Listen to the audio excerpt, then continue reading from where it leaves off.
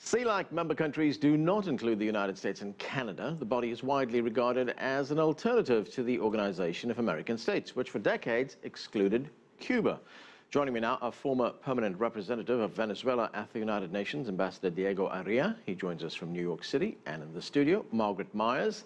She is the director of the China and Latin America program at the Inter-American Dialogue, a think tank based in Washington, D.C. And joining us from Beijing is Zhimin, an expert on Latin American economy from the Chinese Academy of Social Sciences. Thanks to all of you for joining us. Ambassador Arria, according to CELAC, this summit was about poverty reduction. And to be fair, there's been progress being made in reducing poverty in Latin America. But we also heard a lot of political rhetoric. What did this meeting achieve? Well, this coincides with the report from the Economic Commission for Latin America of the United Nations and its latest report, in which it says that it is true, in Latin America in general, poverty has been reduced. Unfortunately, not in the case of Venezuela, where poverty has increased in 33%. Margaret, as I said, we heard a lot of political rhetoric here about Cuba. We also heard about support for independence for Puerto Rico. We heard Daniel Ortega, the leader of Nicaragua, give up his time to a Puerto Rican representative. Was there anything of substance that came out of this meeting? There is something of substance. I mean, it's a very sort of important symbolic meeting, a symbolic gesture, diplomatic gesture on the part of China. What has come of it is a framework for future sort of cooperation in a wide variety of ways. And I think we'll see a number of those various objectives happen in the coming years. It's a matter of cooperation overall. Mr. Yang, Chinese economic involvement in Latin America is growing. I mean, there are projections that tell us that it'll be worth in trade $500 billion by 2025, $250 billion in investment. China is involved in the building of the Nicaragua Canal. It's also making a bid for high-speed rail contracts in Mexico. For China, is this just about business, or is Beijing courting some kind of diplomatic or strategic influence here? In my view, I think this is the economic cooperation. China wants to exploit his comparative advantage. What that means that China had the big amount of foreign reserve. This is China's comparative advantage. That China wants to invest more in Latin America and also give confidence in Latin America that China will import more goods in the coming 5 years. So I think the China-CELAC cooperation based on the economic cooperation. Ambassador, CELAC was created, as we mentioned at the outset of this program, as a counter to the Organization of American States. Why do we need two of these multilateral organizations in the hemisphere? Well, we really don't need it. It was a political decision. Cuba was outside the inter-American system. At the time, head of states like Chavez, for example, promoted the creation of this entity. I wanted to refer one point to China, which has been extremely generous in providing financing throughout the region. For example, I'm sure looking not only to help the people of the region, but also add to the prestige of the Chinese government and people when it is linked to prestigious projects. For example, in the case of my own country, we have never had in the history of Venezuela a loan of 50 billion plus. And the problem is, if it is were it to be linked to prestigious projects, it will be great not only for my country, but great for China. But it is not the case. The Chinese program in Venezuela, thanks to the government, is like a black box to the Venezuelans. So China runs a risk of being linked to programs that are completely darkened by the mystery and hidden within the Venezuelan regime. Margaret, if we look at the broad economic picture in Latin America, I mean, in the countries of South America, we had economic growth, which slowed down last year to less than 1%, 0.8%. Yet in Central America and North America, growth has been very robust. How do you account for those differences? Well, I mean, so much of what South American countries are exporting, and so much of those economies is based on commodities and primary commodities. And so we've seen prices drop there rather considerably across the board, and that's accounted for a major sort of slowdown in economic growth overall. But I'd like to mention that, you know, there's a general sense that this is a highly political, the China CELAC Forum is highly political in nature, but I see it personally as rather indicative of an interest that China's had for a very long time now in addressing the region as a whole. And it's tried to do this by various means, by engaging in various international or regional organizations. It's done so very effectively with Africa and also in the Caribbean. And this is just yet one more means by which to engage diplomatically. And I think it's a fairly effective means so far.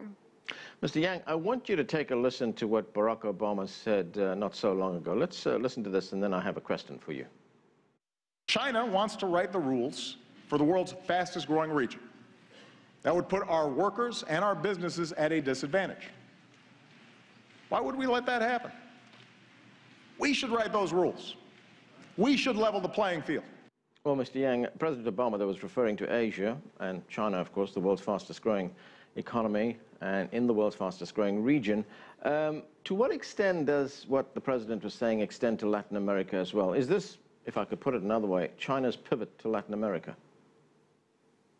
Yeah, you know, in my view, that China, of course, is one of the fast-growing economy in Asia, and that what China want to develop the very faster or tight economic ties with Latin American. You know, in the last 2 decades, Chinese economy have a very good economic growth rate, but after the financial crisis happened in late of the 2008, both China and Latin American badly hit by the financial crisis. And today, China, if he want to change the economic growth pattern at home, that he must have good measures abroad that Latin American have the far-reaching significance for China. And that makes China close to Latin America. I think China is the economic driver in the last 2 decades in Latin American economic growth.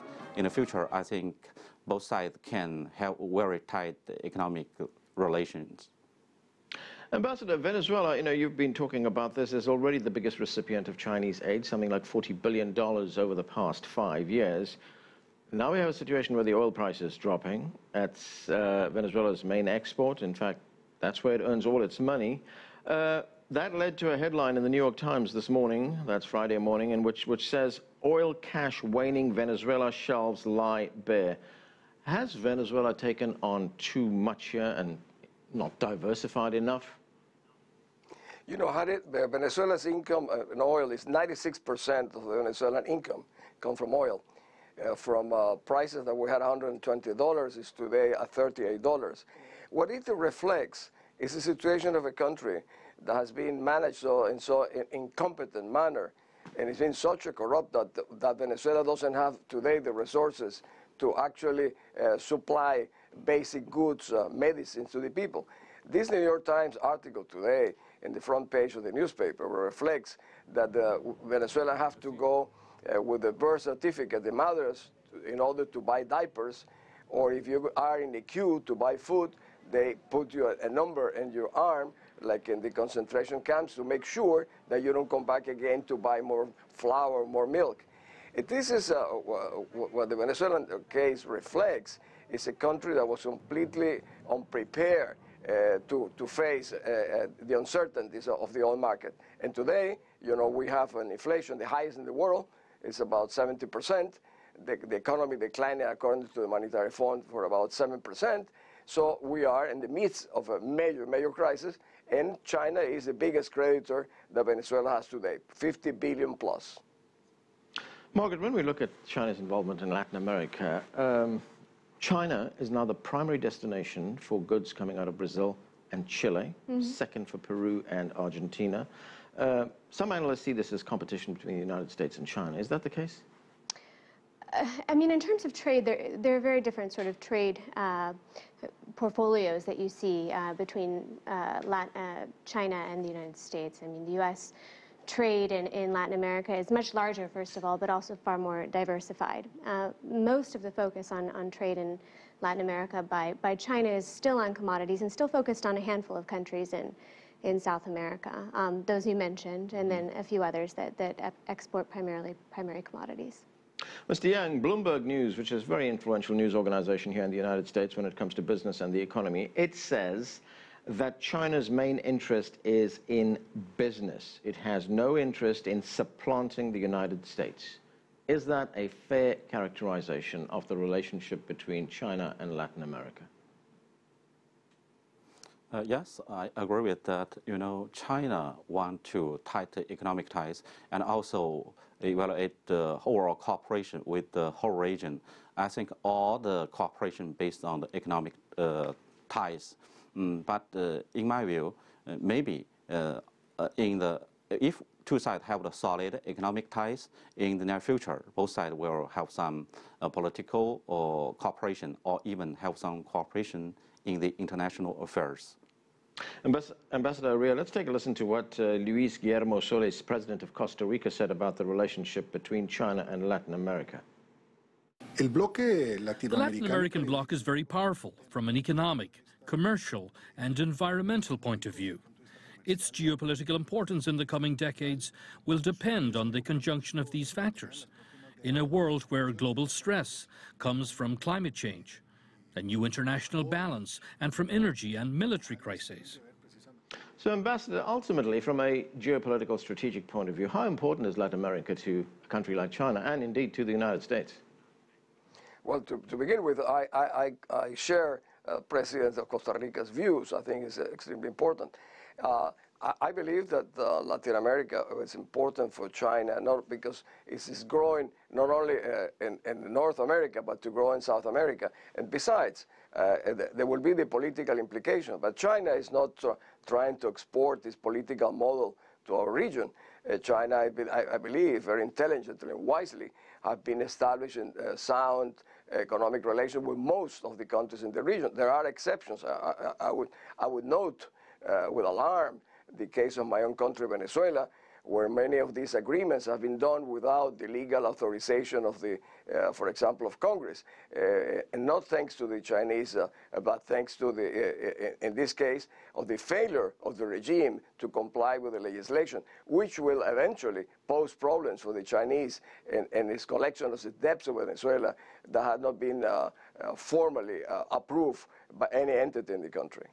So, Margaret, we can say that, you know, the economy and business is one thing, diplomatic and strategic interests are another thing, but is there danger here that Latin American countries could become too dependent on China as a market? I think that's already the case. When you look at South America, you're seeing some decline in growth really as a result of declining commodities prices, and most of those commodities are going to China. And so already you see some danger there, and also not sufficient planning for the future. Eventually, at least in the next 20 to 30 years, they say that Chile's copper supply will begin to run out. So when that happens, then where does that leave Chile? Mr. Yang, China adopted a policy in 1999. It was known as the Go Out policy, which basically said that the country should invest more abroad in order to access natural resources, raw materials. Is its relationship with Latin America now part of that policy, that Go Out policy? No, I don't think so. You know, in the last 2 decades, China have implemented some going out policies of the Chinese investors or entrepreneurs. But, you know, at home, we should focus on what happening in China now. You know, Chinese economy want to have the change the economic pattern, growth pattern, and also adjust the economic structure. That means Chinese economy in the future will depend more on the consumption, not in investment or export. And China will focus on the quality of its economy. So that's why China wants to have the high qualify the cooperation with Latin American, because China wants the economic structure or the manufacturing capability in Latin America can have a high-end form. That means China can not only import raw materials or natural resources from Latin America. I think based on this cooperation that China and Latin America will have a sustainable and a more healthy economic cooperation. Okay, that's where we are going to have to leave it. We are going to take a break right now. When we come back, we will be talking to a Cuban-born American on how people from both countries view the latest developments on U.S.-Cuba relations. Stay with us. You're watching The Heat.